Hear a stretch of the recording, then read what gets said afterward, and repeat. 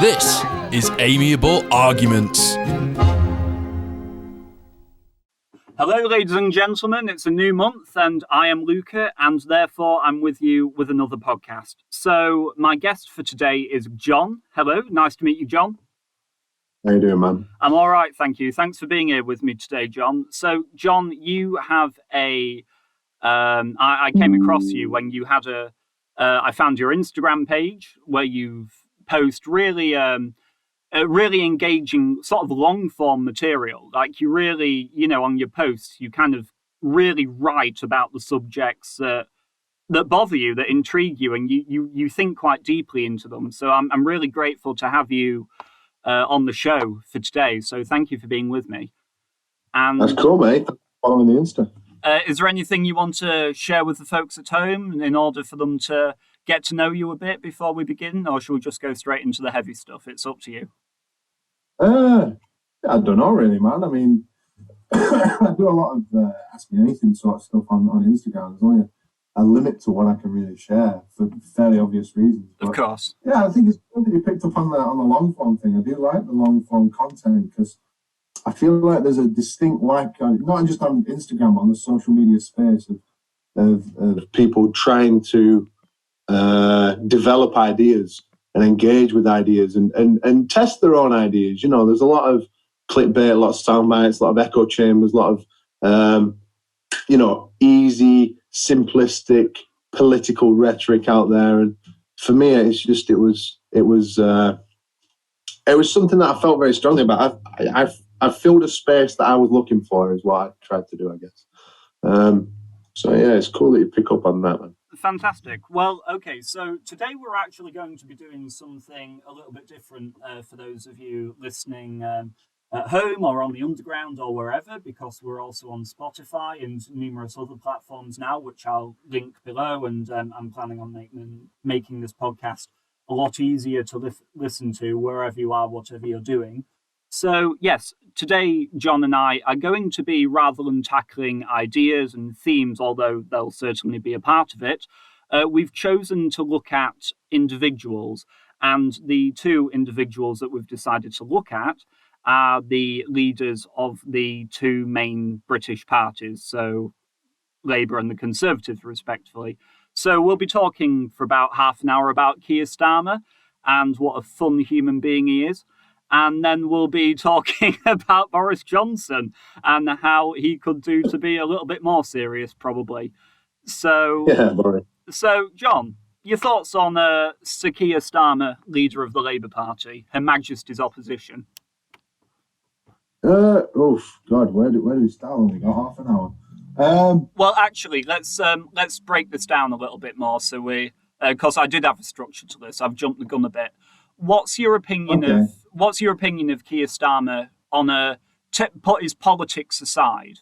Like, put aside him being a member of, just as a human being, when you see the way he conducts himself, how he speaks, the words he uses, how do you feel that he comes across to you as a person, as a human being? That's a good separation, man. That's an interesting question. That is an interesting. I find him weak. I find him as a man. I find him weak. I don't know. Maybe it's the roughness in me or the northernness in me or something. I don't know. But when I see Kier Starmer, I feel like if I was out drinking with him, I wouldn't be safe because he couldn't fight his way out of a paper bag. And for me, that it sounds daft, but it's a quality I look for in a bloke, to be manly and masculine, and he's just not. I just find him. I mean, I've got a bit of a cold. I know you've got a bit of a cold as well. Interesting. Very interesting. It happens all the same time. But I've got a bit of a cold and I probably sound a little bit squeakier than usual. Usually I've got a very deep, very sexy voice. But no, I probably sound a bit squeakier than usual. But Kier Starmer sounds like a dog's chew toy when he speaks. You ever seen Snatch? Whenever he talks, he reminds me. Top 10 films. I love it. Yeah, it's a great film, right? Well, the dog that they get off the gypsies. Yes. When he bites that little chew toy, that reminds me of Kier Starmer. I don't know why. It's just that's Kier Starmer. Whenever he talks, there's that little squeak behind him, and it's just repulsive, man. I don't like him as a person. I guess is the short answer to that question. That's interesting. Yeah, well, yes, obviously, it goes without saying, no sexy voices on this podcast, ladies and gentlemen. But speaking of yourself, John, I happen to think mine's all right. But there we go. I actually disagree. I do agree to some level that I think he is reasonably weak. And I think this definitely becomes most apparent when he's actually dealing with things not so much within the public but within his own party. You can tell Yeah. that the Labour Party and the ideologues within it feel very strongly about certain positions, and it's the case that he either maybe feels a little bit less. He might still agree, but just not as vehemently. Or you can tell he feels quite differently. He's a bit more old school about one or two things. I think the are trans women is this. He clearly, as a human being, does not want to have this conversation, and can clearly. Yeah, the public is itching to have this conversation, but he really wants to avoid the subject at all costs. I would say though that I don't think he's. I think that a person can be weak, but I don't think he's a bad man. I don't think he's a malicious man. I don't think he's a person that's out to hurt people. He's not. He's not like a Jeremy Corbyn type who has a vendetta against certain people and wants to bring certain people down. Do you agree? Or Yeah, I mean, I get what you're saying there. In many ways, though, that's the politician in him, and that for me, that's worse. I see. It's funny because I obviously run an Instagram page, which is how this all came about. I run an Instagram page that leans heavily to the right. Yeah, it's got a very British conservative, right? But one of the, like my favorite Labour leader in the last Jesus Christ, probably I don't know, at least in my lifetime, probably the last 40 years, having studied him, is probably Jeremy Corbyn for that precise reason. I like the fact he's not a consensus politician. I like the fact that he divided people. I like the fact that he made people pay attention. I liked the fact that he was saying things that he believed that he knew wasn't popular. That I did not like a lot of the shit that he was talking about. I did not share the same positions. I did not. Are we all right? I'm sorry. Am I all right using like that language? Is that okay? Is it PG-13? Well, you've done it now. It's I've out done there. it. That's true, It's man. out there. That's true. It's too late. So facto. No take backs. That's all right. I'll just. I'll give his bounces. All right, I'll keep it. I'll keep it going. That's all right. I'll just stick an explicit label on Spotify. We'll be fine. Carry on. Yeah. Sorry, man. I should have asked that before. That's all right. I should have said. Carry on. Yeah. I liked Jeremy Corbyn's positions on stuff, and yeah, Jeremy Corbyn reminded me of a bag of wet carrots. But in terms of conviction, in terms of the ideas that he presented, there was some substance there. Starmer seems to want to try and please everyone. That's what he's doing, and you're quite right to identify that he's avoiding the gender debate like the absolute plague, which. On the one hand, you can understand because politics is a fickle mistress, and his party is full of people that sympathise with the gender choosers. So he's in a very precarious position. But on the other hand, it demonstrates this appeasement. That's what he's trying to play. He's an appeaser. He's trying to keep people happy. He likes taking these routes of appeasement. Like you saw this with the coronavirus, with Ukraine. He with coronavirus, it really made me laugh because literally on I think it was either the same day or it was definitely the same week, but in the same very short period of time, he came out and said, I don't want corona. I want to be united on coronavirus. I'm not going to criticize the government for the decisions. It's a very tough time. We're going to have to join together. Boris Johnson made a decision. Then what did he do? The first thing he did was, well, that was a terrible decision. We'd have done this earlier. This should have happened sooner. Yeah. So he smuggles it in, and I don't like that about him. It's conceited. See, that's what I liked. And don't please don't get me wrong. I don't think Jeremy Corbyn was a desirable leader at all.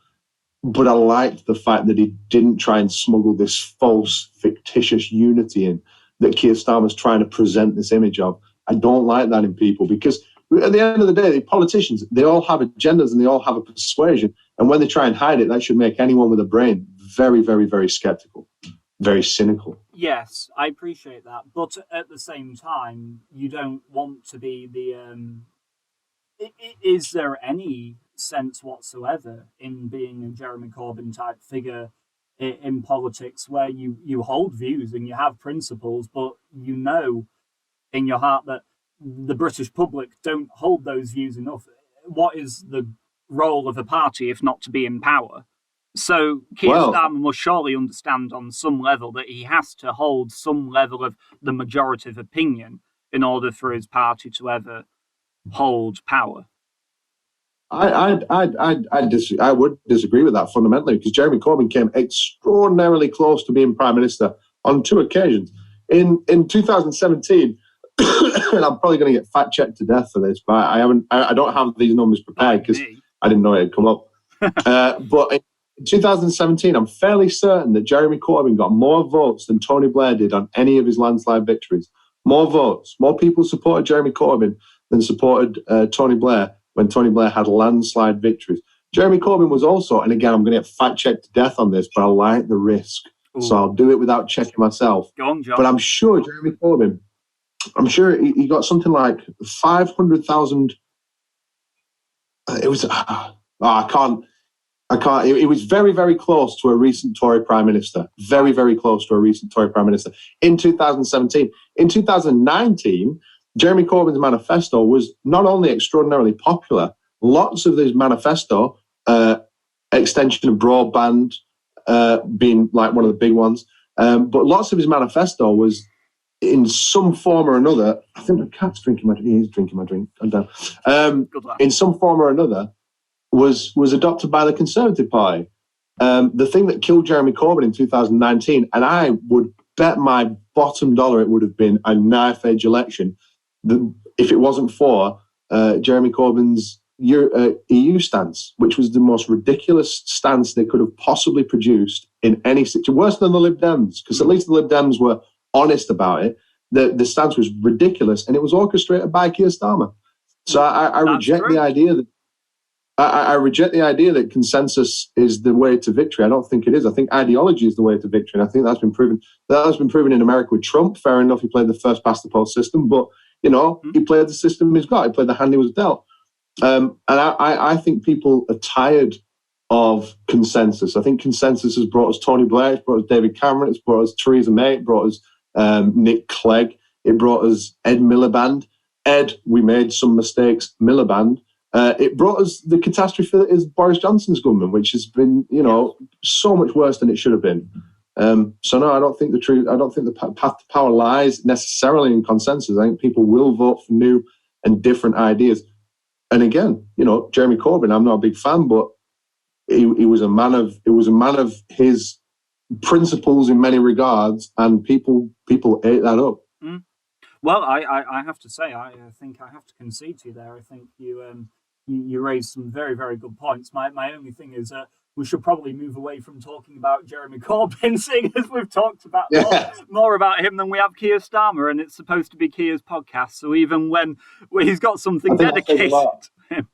But what does that tell you? That, Jeremy Corbyn is just an infinitely more interesting human being than Keir Starmer at any rate. Okay, well, let's move on then to talk about, because I think there's a lot to say here, of course, about the impact that Keir Starmer has had on the Labour Party since he's become head of it. So what do you think about what he's doing with the party?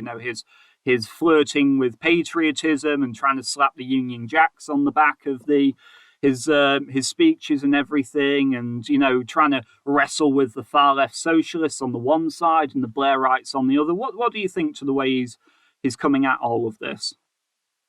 I think, to give the devil his due, he inherited a very, very, very, very difficult situation.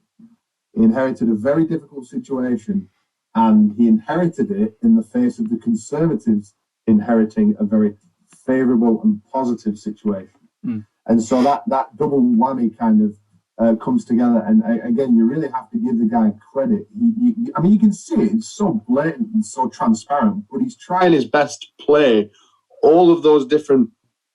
He's trying to think 4, 5, 6 moves ahead. And in any game of chess, that's, it's extraordinarily difficult to do. And that's what he's doing. He's playing the Corbynites. He expelled Jeremy Corbyn. which was a huge move, a huge gamble as well, because Keir Starmer must know this, but for Labour to win any majority in this country, you would imagine they need the Scottish seats that they used to traditionally win, right? And without without those Scottish seats, it's very difficult to find a pathway to a majority for a Labour Party in this country. And he will know that Jeremy Corbyn was very, very favourable with the ideology of what the Scottish have been moving towards. Jeremy Corbyn kind of represented it's a ridiculous way of phrasing it, but it's kind of the best way to phrase it. But he represented a kind of soft SNP to the Scottish in many regards. The progressive, quote unquote, vote. Yeah, exactly. Like I say, it's a really ridiculous turn of phrase, but I can't think of anything that encompasses it better. But Keir Starmer got rid, and he's made a very strong point about how, like you say, trying to re-identify with British patriotism and nationalism as factions of his party, including his deputy leader, Angela Rayner, have tried to synonymize patriotism with like racism and nationalism with stupidity and these sorts of my England flag, that sort of that ridiculous caricature of a football hooligan that they try and paint every patriot with. And he's trying to get rid of that. And I think, that's clever in many ways. And the hand he was dealt has been a very, very, it was a difficult hand to be dealt coming out of Jeremy Corbyn. Corbyn's a very tough act to follow in many ways because he was a political phenomenon. And not many politicians can say they were a phenomenon. Even Tony Blair, a very famous Labour politician, he wasn't really a phenomenon. He was the result of the world that Thatcher, the phenomenon, created. Well, he wasn't a phenomenon. She said, they asked her, what's your greatest achievement as, leader of the Conservative Party? And she said, Tony Blair. So, yeah, absolutely, yeah. She said we shouldn't mourn New Labour and Tony Blair. We created them. It's powerful stuff, right? Yes. But Corbyn was the first phenomenon, and to follow that is a tough thing, especially considering so many of the core Labour Party membership would call themselves Corbynites. And again, sorry to stick on the whole Corbyn thing, but it's kind of relevant, It is. But the Labour, they call themselves Corbynites. So how do you convince those people that you aren't hostile to their cause, whilst at the same time convincing your centre-left or left of centre, Blairite, neoliberal, moderate Labour Party, your new Labour, your kind of core new Labour, that you're not hostile to them as well. It's a very tough act to kind of a very tough situation to juggle. So I've got to give him his due. Well, I suppose really it's, perhaps I'm just being narrow-minded, but were I in that position, I would feel forced to choose one to put my allegiance with, because they're basically two ideologies that exist to destroy one another. They're not. They weren't made to work together. One was made to gain supremacy over the other. Yeah, for sure. Yeah, and so that creates an enormous amount of difficulty for him. So, and then what do you think of, because obviously he's also responsible for choosing his shadow cabinet ministers. So obviously that whatever his cabinet is reflects on his leadership. So go on, let's talk about the cabinet for a bit. Well, the shadow cabinet. Yeah. Well, we'll start off with Angela Rayner. Angela Rayner is like, in some regards, my favourite Labour politician. Ever since Dennis Skinner he lost his seat, didn't he? Ever since Dennis Skinner lost his seat, I love Angela Rayner because she caricatures idiocy so well.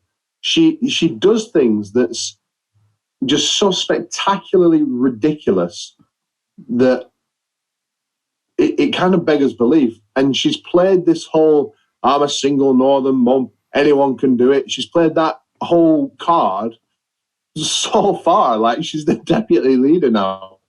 How she got to that position, I just find it crazy. She won't get any further because, as we know, the Labour Party is allergic to female leaders of the opposition. Yeah, yeah, very. There's a real glass ceiling in the Labour Party. Very sick. I don't think Irina would get any further than deputy leader. I think she'd be a massive liability as a leader of the party, because it's like the expenses stuff.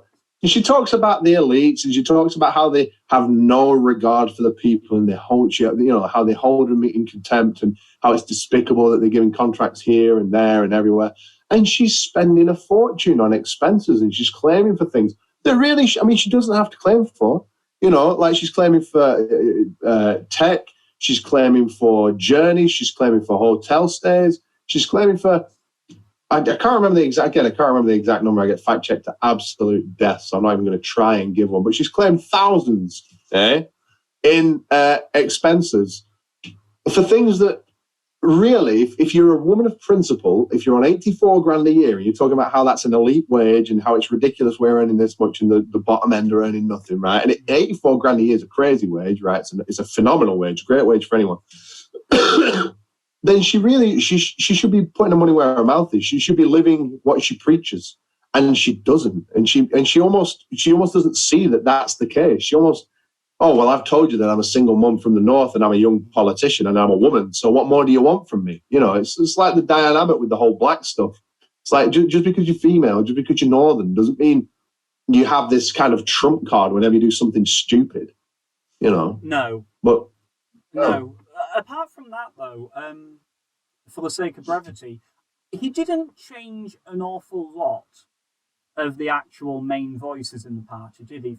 Sure, he pushed momentum aside, but you still have, and I suppose Corbyn's core, McDonald and Abbott, they've sort of been pushed to the back. But you still have David Lammy, you still have Dawn Butler, you still have, a lot of those voices still front and present.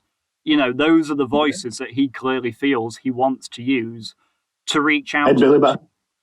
Yes, indeed, to reach out to the British public. I'm confused by this strategy, and it makes me wonder. Okay, I wasn't planning on asking this question, but I think it's a pertinent one to ask.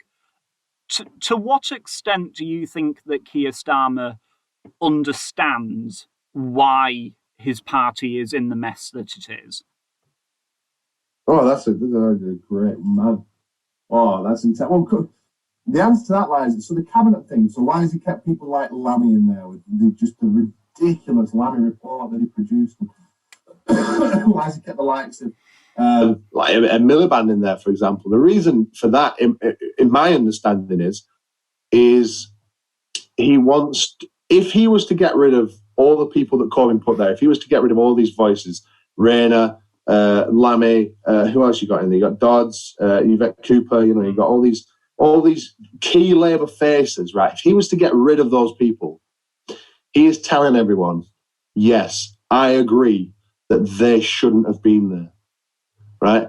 And that's something he can't do, because that really discredits the party. It not just discredits the party in a lot of ways, it discredits the party's judgment calls. It discredits the process of selecting a shadow cabinet and elevating people to those positions. It kind of discredits everything that's been produced before that Keir Starmer's stood on the back of. He was ardently defended Jeremy Corbyn because, for the same reason. You can't just completely discredit, because you'd alienate one side. And it comes back to that clash of the Corbynites versus the neoliberals. You can't alienate one side, because then what happens is there's a split. You can't have a split, because then elections become completely unwinnable for at least the next 20 years, right? Which is what happened under Thatcher, because the Labour Party couldn't decide what type of party it wanted to be. Precisely. And then it took 18 years before they got in. And they only got in because the Conservatives did exactly what they're doing now. They absolutely just burned themselves to the floor with scandal after scandal. Edwina Curry, drugs, crash after crash, the European exchange rate mechanism.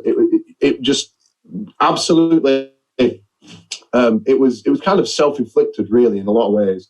and narrow-minded and short-sighted and complacent. But it took a long time for the Labour Party to fix, and that is probably what would happen if Keir Starmer was to oust these people and to get rid of these people and to demonstrate that. So, I mean, coming back to the question, does Keir Starmer know why people don't like Labour?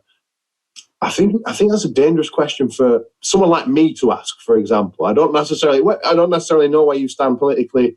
I know in your podcast you come from both sides, tend to take quite a neutral stance in many things, which is something that I won't intrude on.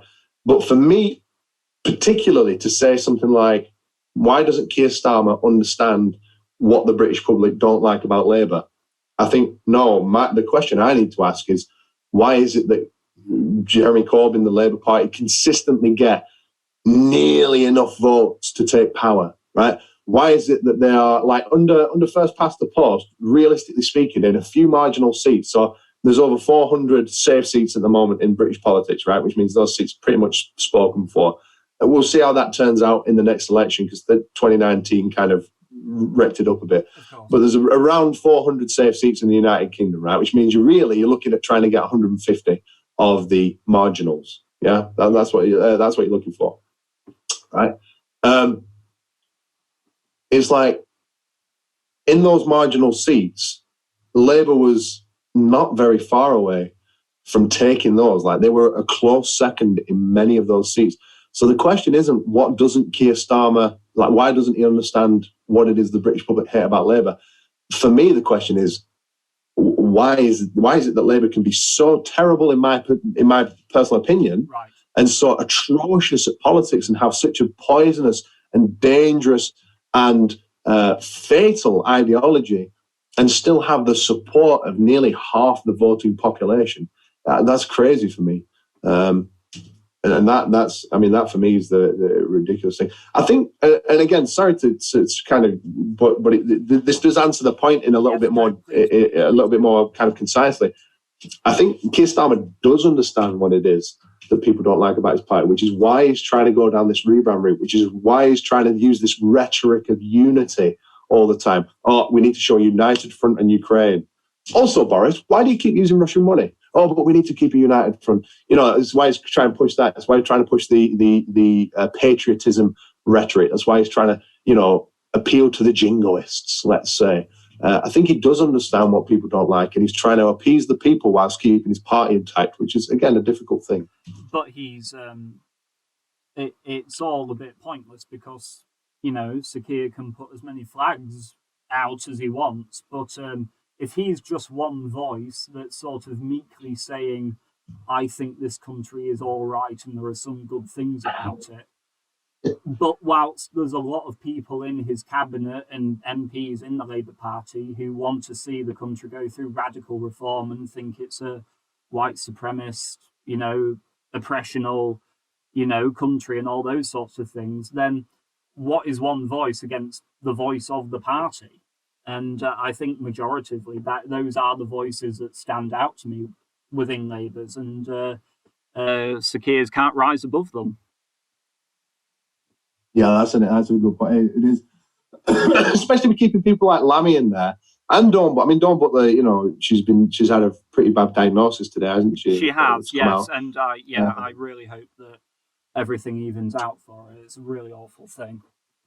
Yeah. So I've been through that myself, and it's not nice. But she'll. I'm sure she'll be okay. But keeping people like Lammy, keeping people like Diane. He's distanced a bit from Abbott, hasn't he, for sure? But that was such a long time coming. Like keeping these race baits, keeping people that can't define a woman. On the one hand, they'll argue for women's rights, women are oppressed, there's gender pay gap. On the other hand, they can't even define gender. Like, they can't even explain what makes a woman a woman.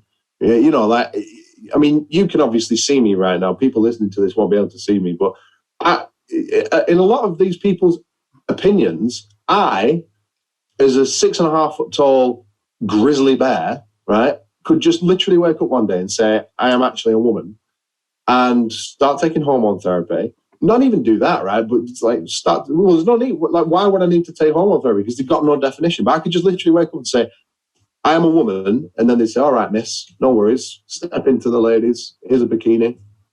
It's just atrociously ridiculous. And so that's a really good point. Like, how does he challenge that? Where does it come to a head? In my opinion, where it comes to a head is if Labour do get into power, which is a very real possibility in the not too distant future. If Labour do get into power in the not too distant future, I feel like those people will win out. That's something. I don't use the word fear that much, but that is something I'm genuinely cautious of, frightened of almost, because they can do whatever they want when they're in power. Well, I think it's just that thing that those that dislike Britain feel more passionately about it in the party than those that do have just a quiet liking for it. And those that believe more passionately will always go that extra bit further. But let's I think in a way we've sort of talked a little bit just there through your answer about what the question was that I would have asked, which is that if Keir Starmer does become Prime Minister, what do we think his government would look like? What do we think it would mean for Britain? I think I had a Labour canvasser knock on my door the other day. And we had a talk about the Birmingham election that's just gone. For anyone that hasn't seen it, I can't remember the name of the woman that was elected. But it was a black woman who was elected in Birmingham. And I asked him, I said, what did he think about that? And he said it was great. It was amazing. So what was amazing about it? He said, well, it's the first black woman. It's real progress. I said, well, what can you tell me about her positions on anything? And he said, he said, she supports the party and she's going to toe the party line. She supports the party whips and all the rest of it. She had to get through selection. I'm like, that's not an answer, man. No. You're celebrating the fact she's a black woman and she's, for all you know, she's a radical. I mean, there's videos online of the woman that was elected in Birmingham. Birmingham by-election. If you Google it, it'll come up. Anyone listening, the most recent one will come up. There's videos of her online talking about how weighing up the plausibility of using violence instead of democracy, right? Literally talking about these ideas, seriously talking about these ideas, and so like if she was standing for UKIP, for example, she should have been hounded out, yes, miles ago, regardless of the fact she's a black woman. And my point to him was, who cares that she's a black woman? It's not progress. It's not progress in any way. It's not progressive. It's just she's a black woman as an MP. And he was like, well, I said, in the next election, I know you've got all woman shortlists. He said, well, we got rid of them. I'm like, yeah, but we both know you haven't. Are you going to have all ethnic minority shortlists? And he went silent for a little bit, and then he said, of course we're not. And I went, I don't think you've been very honest there, are you? And and you could tell he knew full well that that's probably on the agenda. Coming back to your question there, what will a Keir Starmer government look like? If they're selecting candidates based on their ethnicity, racist, and gender, sexist, I do not think it'll look very good. I think it'll look dangerous. I think the ideology that they'll peddle, using the power that comes with being the British executive, which is probably the most powerful executive in the world, single executive, more powerful than President of the United States, more powerful than any continental executive branch at all by far. Legislative and executive molded into one. Yeah. The fusel of powers, but also the British executive, because we've got no codified constitution, which is basically unique to this country. I think it's the UK, Israel, Saudi, and New Zealand have uncodified constitutions. So we're one of four in the world that have no baseline law. They can pass anything. And people say, well, what do you mean they can pass anything? I'm like, they can make it illegal to hug your own grandma. And people say, no, that's ridiculous. And you say, well, it happened during lockdown. It was illegal to hug your own grandma if she didn't live with you. It was illegal to go outside for more than an hour, right? It was illegal to go outside at all if it wasn't for exercise, right? And they were trying to police this. I mean, they've not done it successfully, but they were trying to police it. The point is with that amount of power in the hands of this new woke ideology, which, by the way, has never existed. The woke left has never existed in British politics in the format that it takes now, in the post-2014 gender debate, offence, hideous kind of toxicity, all these new terms, these ridiculous prevalence of Judith Butler and everything. The British left has never had power in the atmosphere that we're currently in, right? Little Britain, for example, was created under a Labour government, right? they cancel it now. They don't like it now. They say it's offensive. It's beside the times. So to give that power to a Labour government in the current atmosphere, where you've got hate speech being redefined by a Conservative government, where you've got the online harms bill going through by a Conservative government, I think a Kier Starmer government would genuinely frighten me. I don't think there'd be a material difference to my life. I think I'd still have my house, I'd still pay my mortgage, I'd still feel as financially buoyant as I feel. But I think it's the undercurrent. I think it's the ideology that it'd usher in. Yeah, it's an interesting one, because one time a day, I think if there are certainly things that I do admire about the Harold Wilson Labour government, but I think there are a lot of, if I'd have been born in the 60s and 70s and a Labour would have got into power, I think I'd have been more worried about the economics of that than I would about the social aspects of British society. Whereas now I feel that it's completely flipped, that I would feel very scared for the social cohesion of society more than I would the actual economics of it. Because of the sort of neoliberal, we know not to, but this is the thing. I mean, look at Rishi Sunak.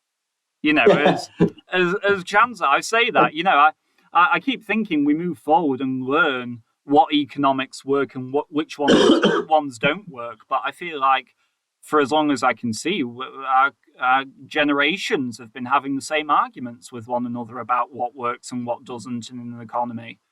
We don't seem to be able to look beyond the two opposing sides. Anyway, then, let's sort of move on from Kier now, then, and let's talk about a very different beast entirely. So, Boris Johnson. There, I had to say it. Let's talk about him. So for the format of this, we're going to put the questions that we put about Kier, we're also going to put about Boris. So once again, same question, Boris Johnson, divorce of politics as a person. John, your thoughts? I actually like him as a person. And I like him as a person because you can never delineate it from the politics, can you? You don't know if his image is crafted expertly well. This was the issue with Trump, right? You didn't know if his image was crafted expertly well or if he was just was the kind of person that called the leader of North Korea Little Rocket Man on Twitter. You don't know, right? It's the same with Boris Johnson. You're right. Is his image perfectly crafted, or is he the kind of guy that absolutely annihilates 6-year-old kids when he plays touch rugby? If he is the guy... To be fair, we have the video of that, so he is. Oh, man. Yes, get it played. But if he is the guy that annihilates these children whilst he's playing touch rugby, I am all for that, right? That, as a person, I can get on board with that guy. I can have a pint with him. We could probably go and play some touch rugby, win a few quid off some kids. The dude... As a guy, I like him. I like people like that. I like people that aren't conformist. I like people that do things their own way. I like people that do stupid things on purpose. I enjoy that. Extramarital affairs, the children question, it doesn't really interest me. I don't think it's very conducive to children in general to have, absent fathers and to have such uncertainty around their lives. But that's a him problem. People make the decisions and the choices. I don't really think it's, people on the left always use it as this attack against him. Oh, how many kids has Boris Johnson got? It's like, well, yeah, but also who really cares? You can't be the kind of people that argue for things like abortion and for, these sorts of things, and then complain at someone for having. It's a weird point to raise for me. I like how when all the scandal was going on, he brought out tea and biscuits. That was very British, very British. Yeah, exactly. To be honest with you, I found myself, because I live in London now, but as you can as well probably detect from my accent, I too from up north, and so I know a lot of people now in London that remember him as mayor of London, back in those sorts of days. And I have a really good friend whose opinion I greatly value, and we don't agree on everything, but I think we bounce off one another very well. And I sort of said to him that I was quite optimistic about Boris's government because of some of the things that he'd said, and his, he seemed very small government. He seemed very, he said a lot of the things that gave me a little bit of hope. And because, as you said, because he seemed to be a bit of a nonconformist, I thought, well, maybe he actually, maybe this will be a little bit different. But my friend was right. He's, I think he's a man without very much substance. I think he pursues popularity above everything else. I think he wants to be a celebrity more than he wants to be a prime minister. And I think that he, the jokes I don't mind. I think telling spicy humour is a very British thing to do. You won't hear me whinging about any of that. But when you... It's a bit like what you said, though, with the Tories in the 90s. Just so many scandals, so much corruption, just one car crash after another. It took a foreign power to invade a country at the other side of Europe just to make him look credible, and make him not have to suddenly fight for his position. It wasn't because he did anything exceptional. It's purely by, so I don't like him.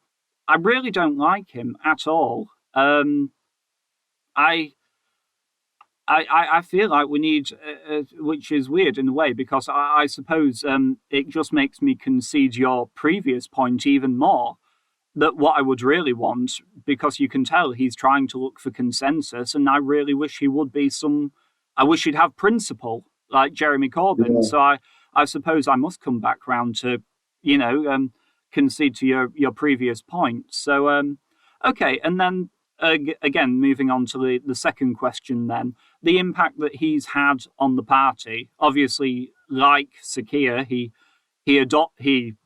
sort of became leader, didn't he, in a very difficult place for the party. So what are your thoughts on all that? Well, I don't really think.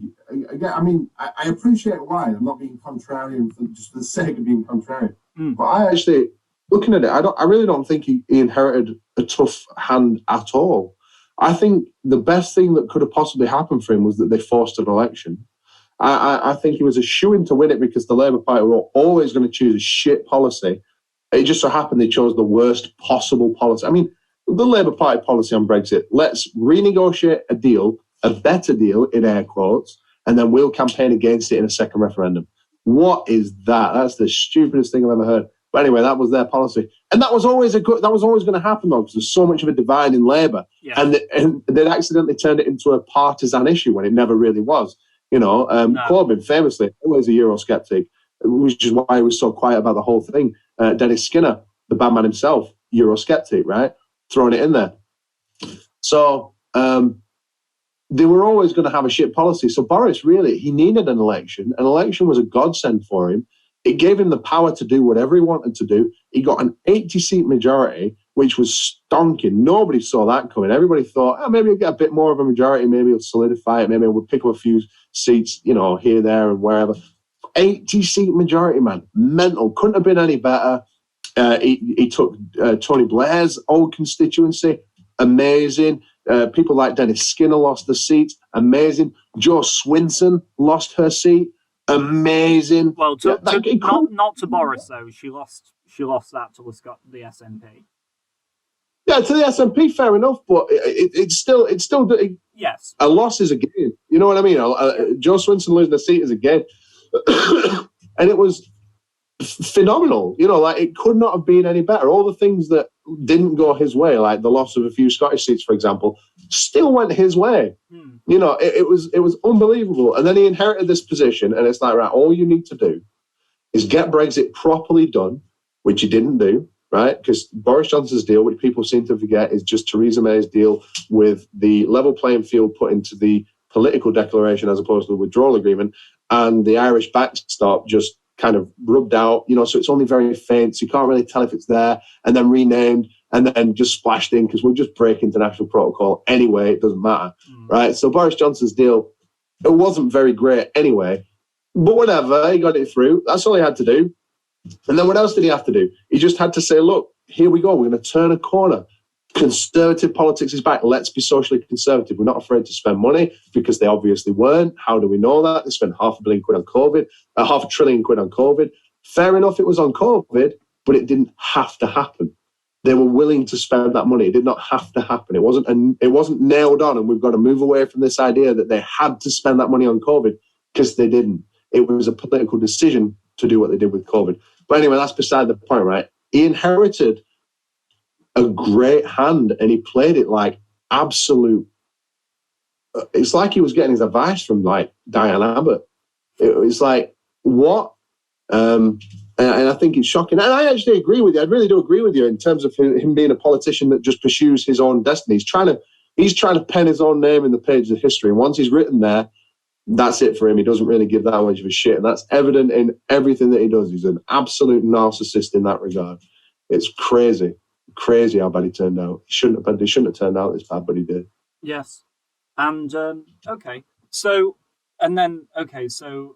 but within his party, he still had to reckon with to sort of reinforce my point about him having a bad hand, because I'd like to push back on you a little bit with that.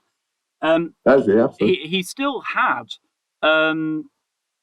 Theresa May's, the Ken Clarks. Was it under him with Ken Clark and all the old school Tories and everything, and the Philip Hammond? They're all still in the party. They're all still voting against every single thing, and he had to take an axe to the party, and just like, it was like just machine gunning down, and just until the party had a defined position on it, and it wasn't infighting in the same way that the Labour Party was infighting about everything.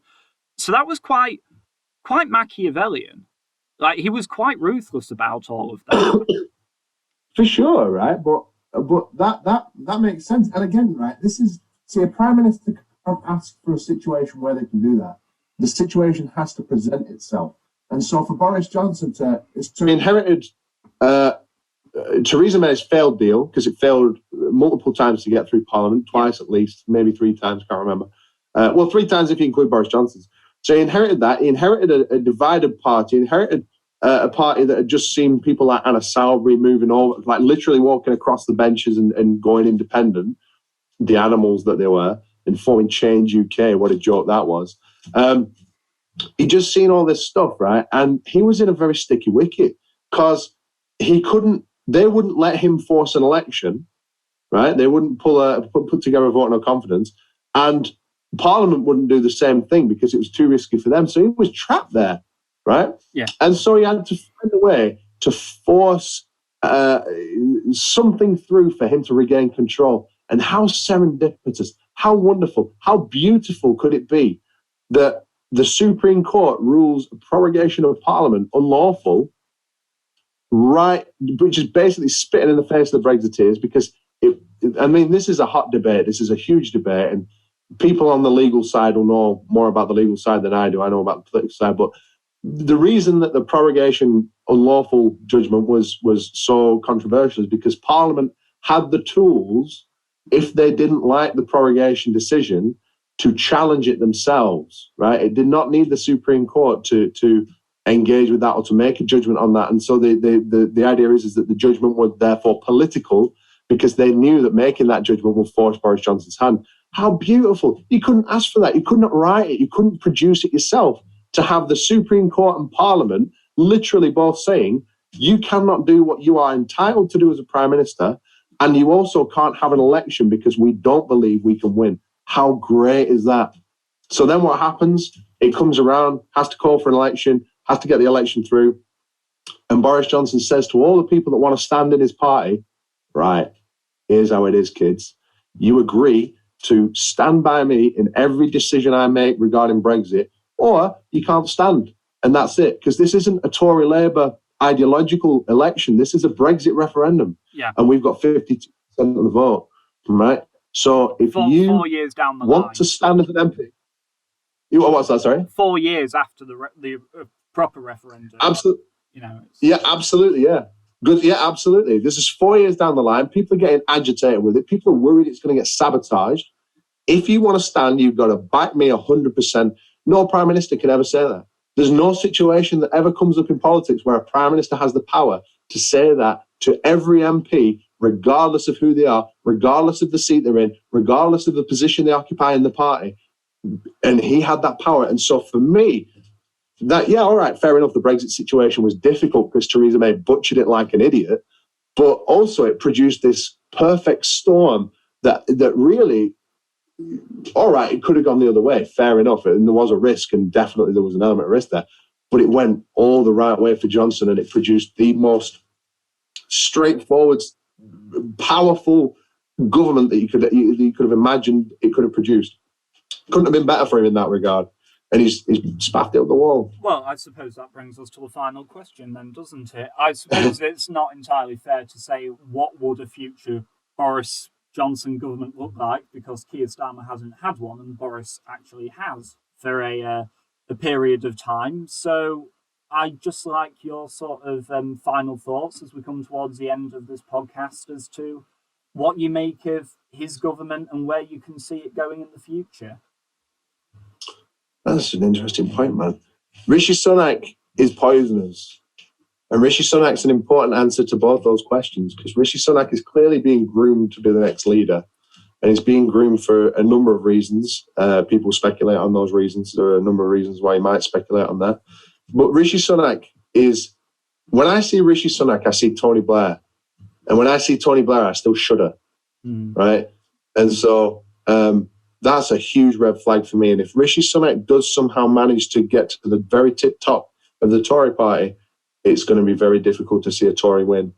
It's going to be very difficult, because I know for a fact that a lot of the Tory membership is very, very opposed to Rishi Sunak because he's shy. It's like he's not good. He had this charisma, this character, this super upbeat, very honest.